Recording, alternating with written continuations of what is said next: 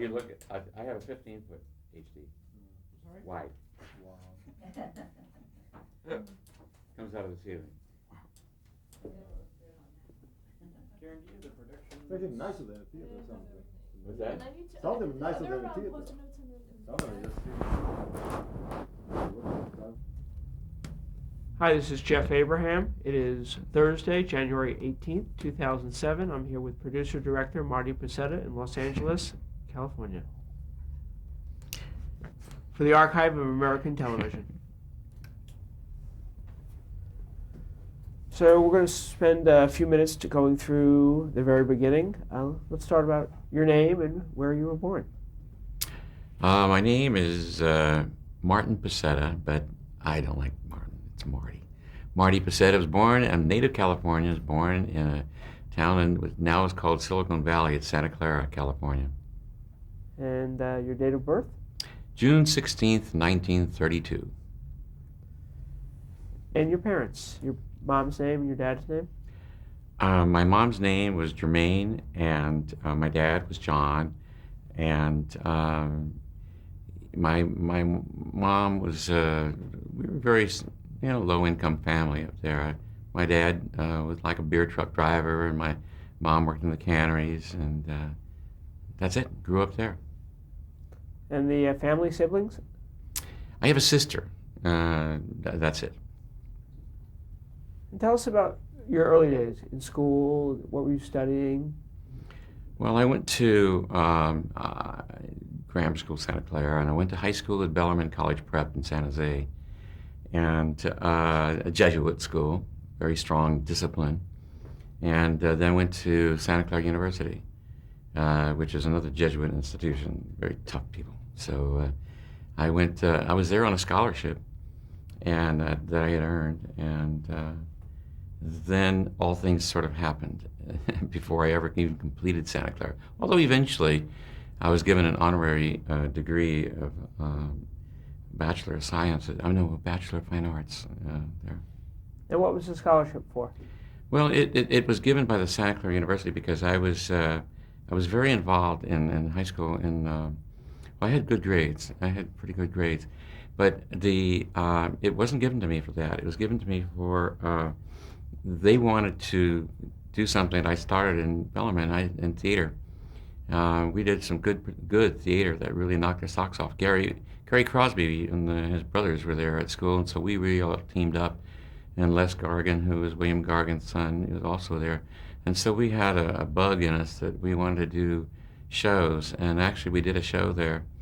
And before ever going to Santa Clara, that it was at the time I think we were on the cover of Look magazine, or Time, whatever, the Life magazine. That was it. I forget those names.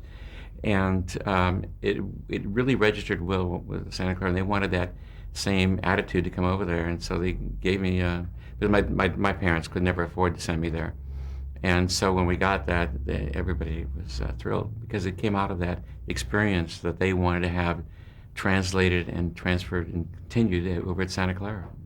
What was your involvement in these theatrical productions? More producing, along with some of the teachers, but directing, staging, and lighting, and all that kind of stuff. I'm never a performer. At that point, did you ever think, well, maybe I will continue in my adulthood into directing, producing? Obviously, you didn't think of television back then. Well, I hate to tell you, I did think about, back in those days, I did think about television because it just happened. It was like the first year of it up in Northern California, and I got enamored with it. I mean, there's not much going. Milton Berle was the biggest thing, and I wasn't going to do that either. But when I came to that first year at Santa Clara, and I got to summertime, I said, before that, I said, those stations up there, somebody's going to want to be going away on vacation this summer. Maybe I can get a summer job.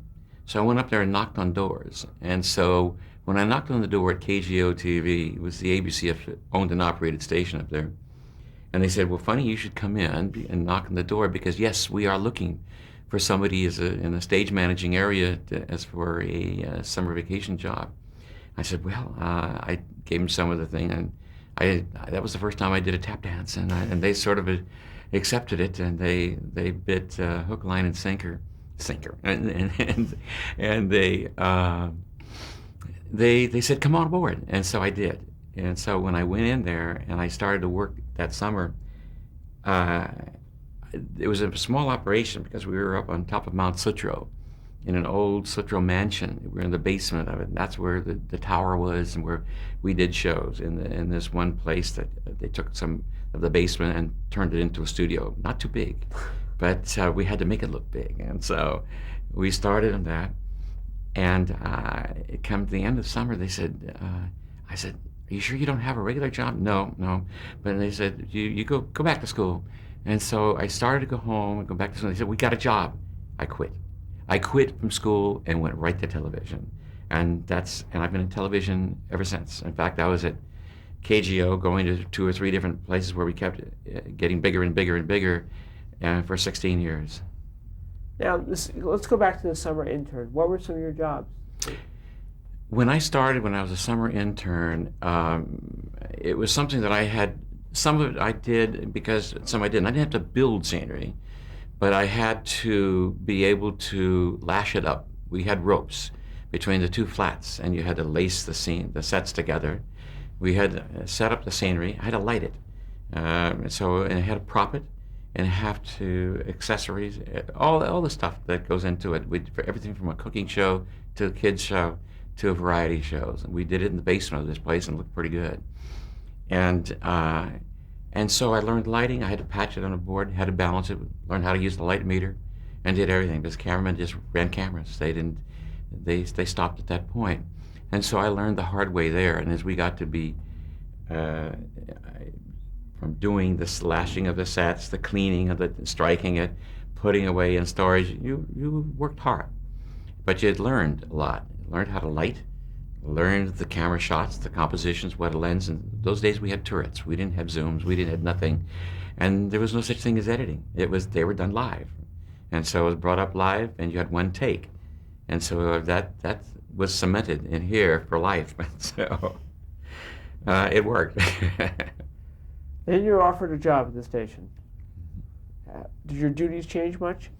Well, my duties did. When the studios became larger, when we moved from that mountain retreat home, we went to a big hall downtown on Golden Gate Avenue, and we actually had a studio, a large studio, and 2 small ones upstairs. And at that point, I started as a stage manager, but then I started to become, I moved up to a director, and then I moved up to a producer. And we did the most of all the stations of live shows, a variety of live shows between talk shows, exercise shows, musical shows, special events. I got them. I did musical numbers downtown in the streets with one camera and stuff, and those cameras were huge. And we advanced, we thought, in these shows, and I always took it to the next step. Before they said, well, we can't do that. Yeah, we can. Give me a chance, and we'll go do it. And we did. And they were impressed that because we were taught by them that those people in L.A. and New York, they have tons of money. They can do anything they want. You are going to be the genius because you don't have any money, and you've got to be as good as they. And so that I never forgot that. And so sometimes when we didn't have a set, I would cut out a greeting card and make it stand on its own and do compositions with other things and made it look like a set. And when we would go out on the streets, I said, we got to edit this stuff. And they said, well, they advanced. And the first editing, we had to physically cut the 2-inch tape with a razor blade with solution. And if it didn't match, you'd try to cut it again. But if you can make too many cuts, you start losing the scene because there was no such thing as backup. And so it was a lot of learning processes and teaching. Actually, I started, teaching a lot. Not only the people in studio, because I was not shy, as you can tell by my voice.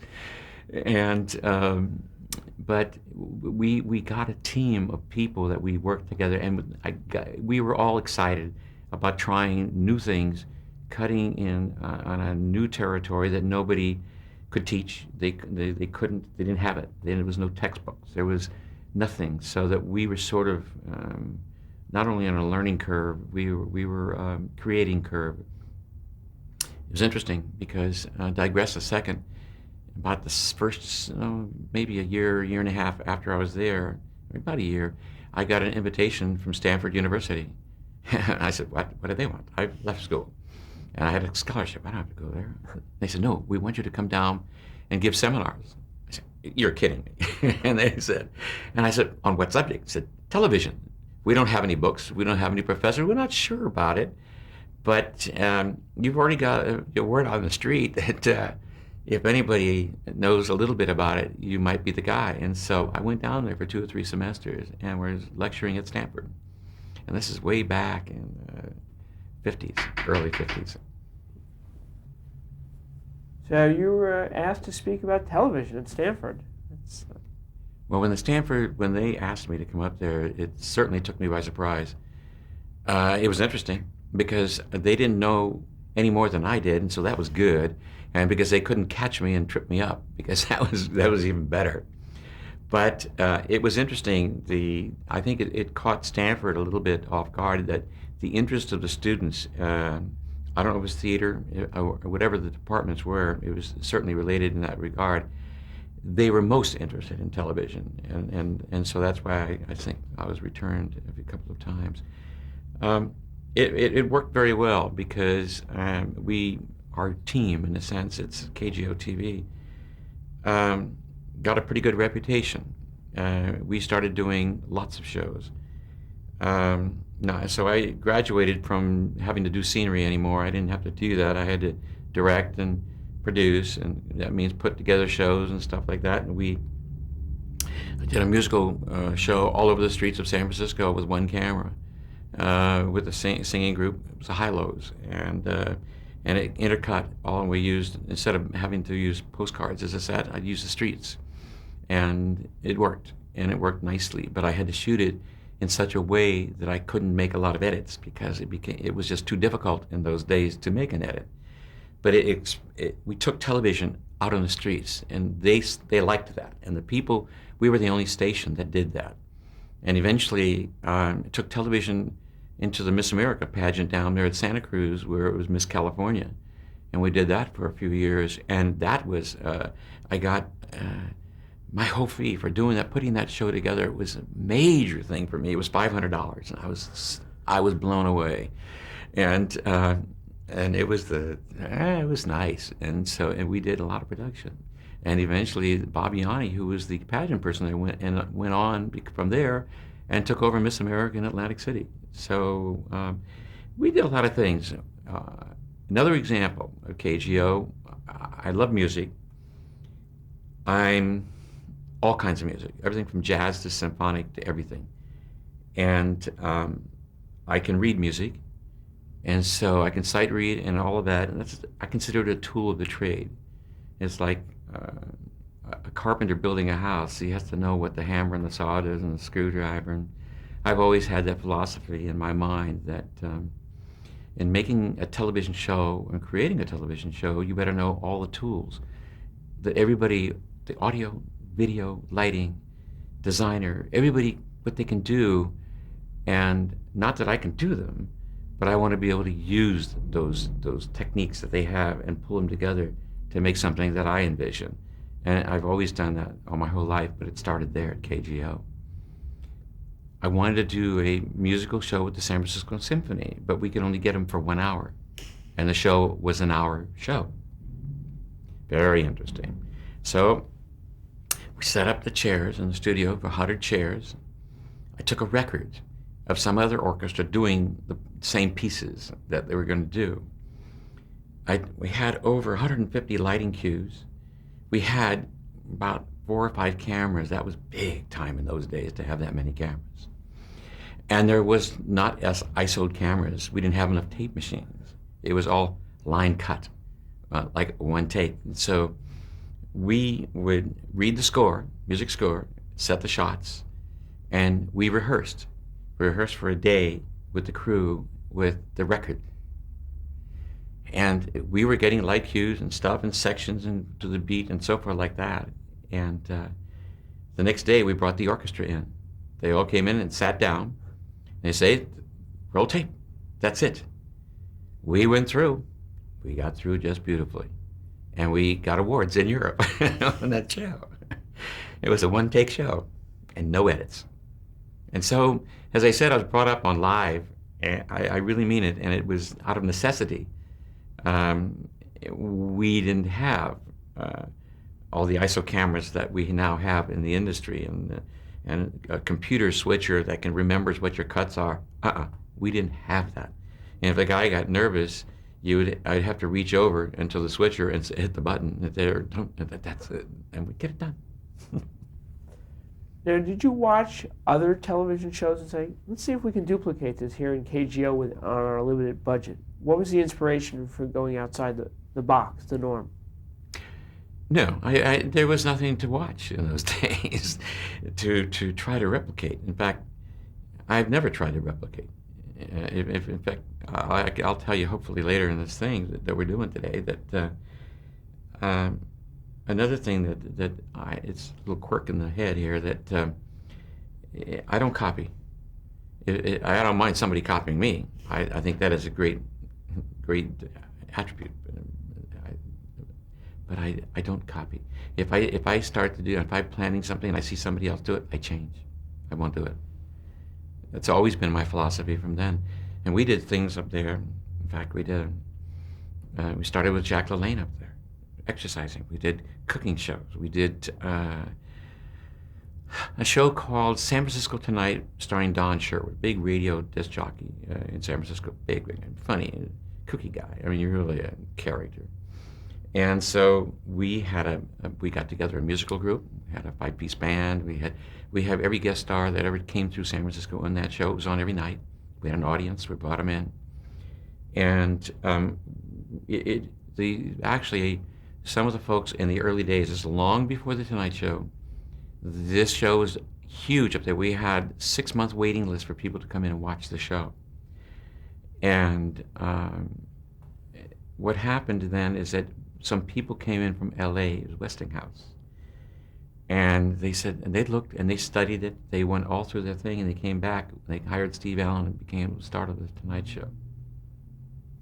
And so it wasn't exactly our show, but it was awfully close to our show.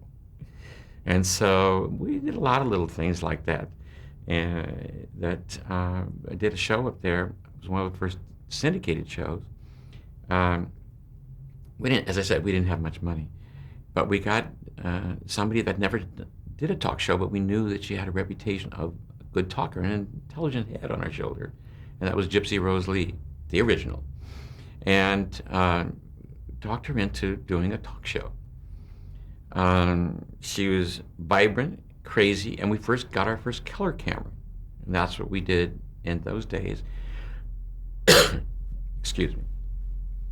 We got our first color camera in those days, and we put it on Gypsy. It was a 2 or 3 camera show, and we would crank out 5 shows in a day. We'd fly her up from LA, we'd book it up there and put it all together, and we syndicated it. And that was done in 65, 67, something like that, in that 55, 60, yeah. And it was not many shows would ever thought of syndicate. It was Snyder Telefilms did things in those days, which was like an MTV of those days, of a Nat King Cole at a piano singing a song or whatever it is, and they would use it as a video disc jockey kind of thing in syndication around the country. And so these were all things that were done experimentally. And because we were so early and they had nothing, they had to have programming to put it on the air. And there wasn't a lot of things. They couldn't just put on talk shows, talking heads. People would get tired of it. So it gave us a wonderful window for experimenting, and they liked it because none of the other stations bit onto that idea, and that was silly because KGO really got their foot in the door and people remembered them for that, and for all of us. And I can't tell you what that training meant to me in dealing with all the people and the staff, and a lot of them are still there to this day. And I think they're sort of retiring like I am. So, I want to talk about some of the people who were there. There was Gail Grubb. yes, Tell us about Gail, Oh. his role and title and your involvement with Gail. yes, I was involved with a lot of these names, but that's so many years ago. I can't remember everybody's job. John Mitchell. John Mitchell was the boss man, and oh my God, we had so many people. Russ Coughlin, David Sachs. I'm just trying to remember all the people at ABC up there. I'll tell you another little story, but I can't remember all the people that worked there. It's hard for me to do that. My mind doesn't remember all those kinds of things. But I had one of the specials. I did a lot of specials even in those days, which I continued the rest of my life. I had a singer that I thought was the best.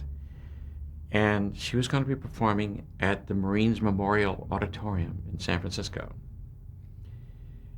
And her agent was Freddie Fields, and I made a deal to go in and shoot the concert, and I'd have all the rights for all over the world.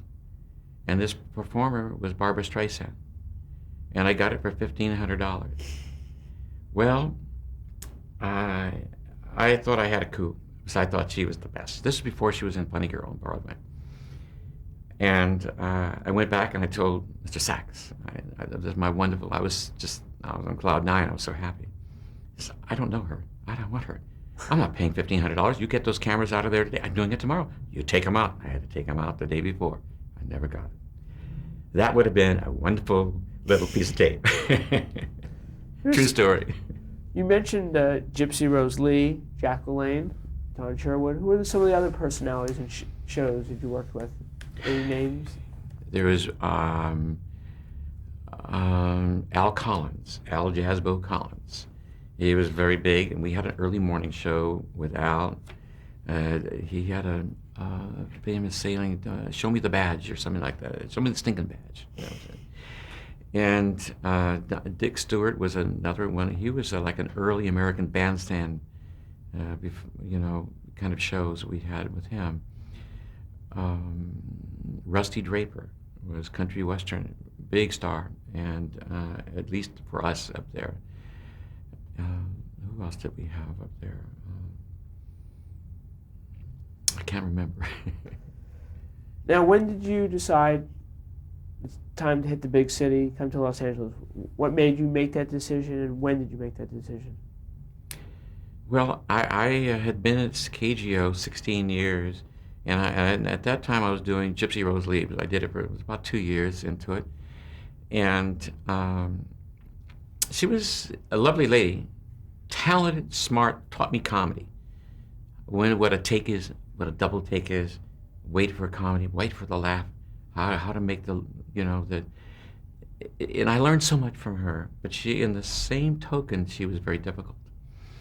She became so difficult at times that I finally, one day, doing a taping of a show, Phyllis Diller was on the show, because he reminds me of this all the time.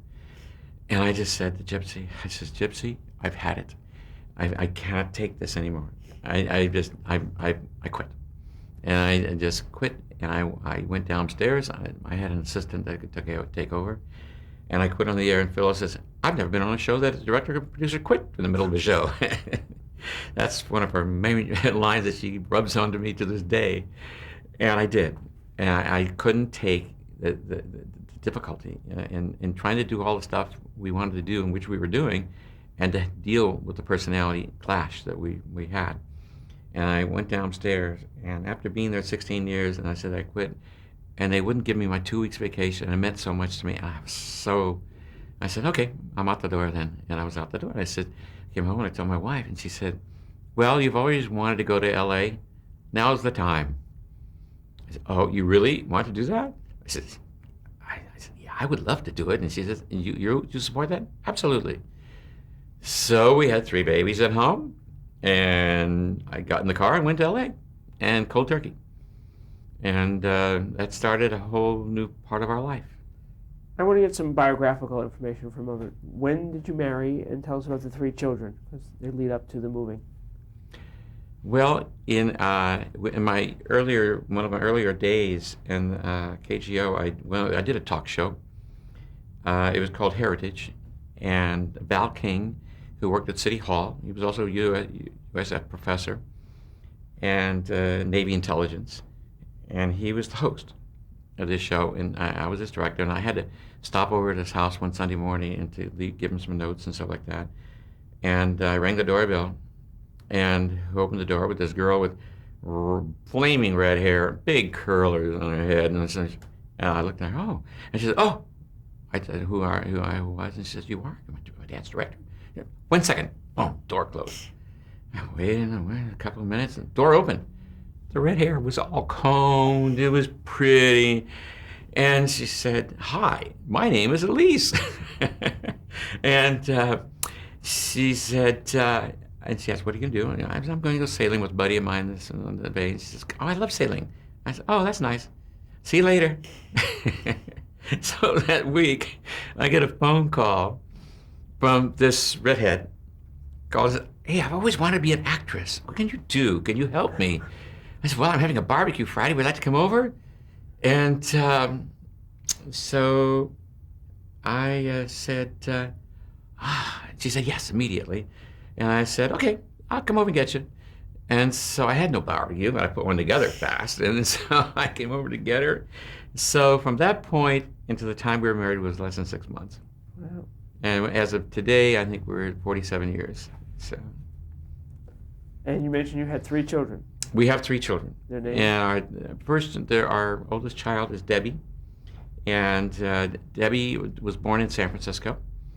And she's a director now and assistant director all over the place. Her married name is Debbie Palacio. The next was a son, Marty Jr., and he is a movie producer director, and he directed a lot of live television shows before going into movies. He's got a show opening in Europe next month. And our youngest son is Gregory. He is also was a director, but he has expanded. He's got 3 or 4 companies. He does international high definition televisions to most of the hotels around the world, and he has a DVD service. They're all competent. They're all DGA members.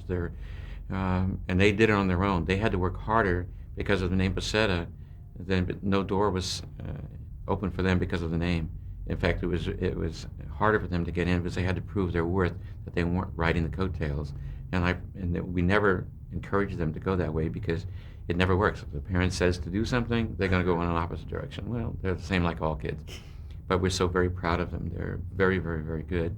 And we have 4 grandchildren from them. So everybody lives here in Los Angeles. And we have big clam bakes all the time, the whole gang. So you loaded up the family, and you headed down to Los Angeles. No prospects? Came to Los Angeles. When I left KGO to be in San Francisco with my wife, and we said, let's head to LA, there was no prospects of any kind whatsoever. And I just said we're going to come down and give it a try. And Perfect. we'll pick up with Yeah. that. Okay. Hope I'm not